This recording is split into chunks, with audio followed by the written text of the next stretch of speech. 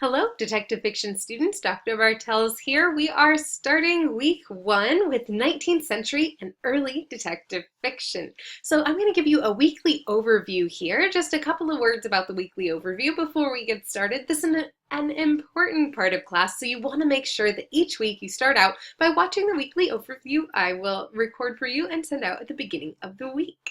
This week we're going to be looking at a few different things. I also want to make sure to note that day 1 is Monday, day 7 is Sunday, and we do have a day 3 due date on the syllabus reading, which is Wednesday. So make sure by Wednesday to have the syllabus read over. I'll also be posting a review of the syllabus that hits on a few of the high points, just to make sure that you have a good sense of what's coming up.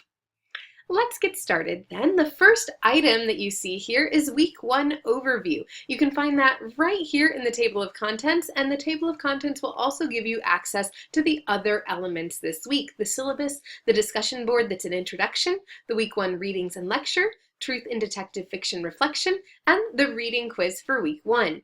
I'm in edit mode. This is one that instructors have, but unfortunately the students do not also have edit mode, although you probably don't want to be posting the lectures. I am going to hazard a guess there. You're going to be able to access these in student mode by clicking on the different links. And so that's one of the differences I do want to make sure I note for you. As we get going, you can see that the first thing to do is read the syllabus. The syllabus is the roadmap for the entire semester, so you want to make sure that you have a good sense of where we're going and some of the concerns to make sure you have on your mind. Our second part is our discussion board introduction. I'm going to look at that in a moment. We also have a number of readings this week. Sometimes we'll be doing a large amount of reading in one text, one novel or novella, for instance. Other times we're going to be splitting up our reading and really going for diversity instead. This week is one of those weeks. What's also really fantastic about this week is that all of these are in public domain, and that means all of the reading is available for free for you online. So if you are having difficulty getting your books, or if you're getting them from a library, maybe interlibrary loaning them, or you're still waiting for them to come from the online bookseller you purchased them from, this is a great week to get started and make sure you have your books for when we need them later in class. We're going to be reading Edgar Allan Poe's The Murders in the Rue Morgue and the Purloined Letter, Anna Catherine Green's The Golden Slipper, Sir Arthur Conan Doyle's A Scandal in Bohemia, The Man with the Twisted Lip, The Adventure of the Blue Carbuncle, and the first 4 chapters of The Hound of the Baskervilles. This is available in the Holmes collection, so all these Holmes stories, the Doyle ones, are available in the Holmes collection I have suggested, or are available here on Blackboard. You'll be viewing the lectures for this week and then writing a reflection on truth in detective fiction. Finally, we have a reading quiz that will cover the readings from this week. For the syllabus, just click on the link and it will take you to the syllabus. The second one is our discussion board, the introduction. You are going to be giving your name, your major and career goals, what you hope to get out of this class, a fun fact about yourself, get creative there, and your favorite detective or crime fiction story. Maybe a novel, a short story, a TV episode or show, or a film. So you can see that we've already got started on this discussion board. You can create your overall introduction, and then you'll go in to see your classmates' introductions to get to know the people who are here in class with you. Moving along. This next one is where the bulk of the work is happening this week. We are going to be doing the reading, so you can see there are links to ebooks for all of the readings we have this week because they're in public domain. I also have put together a number of lectures to complete after reading.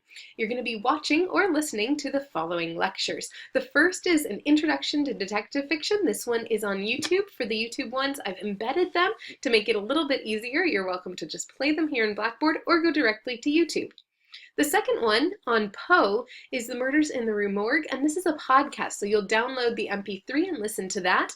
The next one is still uploading. We're having really slow internet connection today, unfortunately, so we're still taking a little bit of time to get the last few uploaded, but this one's on Poe and the Purloined Letter. It's a shorter one. It's on YouTube. The Holmes background is up for you on YouTube, as is Holmes' A Scandal in Bohemia. I'm going to add just a couple more. That's why these are under construction. I'm going to cover The Man with the Twisted Lip and The Adventure of the Blue Carbuncle very, very briefly. So we'll just touch on those two, and then also cover Anna Catherine Green with The Golden Slipper. Our discussion of the novel, or it's actually a novella instead of a novel, but the novella we're reading by Sir Arthur Conan Doyle, The Hound of the Baskervilles, we'll be discussing next week once you've finished the novel. Truth in detective fiction is our reflection for this week, and so you're going to be starting with some brief writing in this assignment. So one of the central concerns that we'll find in detective fiction overall is that concern about that search for the truth. And that is also a really interesting place to find connections between a biblical perspective of the world and detective fiction. In this assignment, you're going to be writing a 1 to 2 page double-spaced 12-point Times New Roman font. That's quite a mouthful, but you're going to be writing a brief reflection, so that 1 to 2 pages. It does need to be one full page. With any of the page requirements that I give, that low minimum is full page minimum. And you're going to be reflecting on what it means to seek truth in 2 of our readings for the week. So we have a lot of different readings, and you're going to choose 2 to discuss. Some questions that might help you along the way are: what counts as evidence? What doesn't count? How is the search for truth similar or different from how our society determines what truth is, what a biblical view of truth is, and or how you personally determine truth? The journal is more informal than the essays, so I'm not requiring a full heading. You are welcome to include a full MLA heading. You are welcome to include an additional APA cover page if you would like. But you do need to make sure to include a works cited at the end, because citing sources is absolutely essential, and this is how we avoid plagiarism.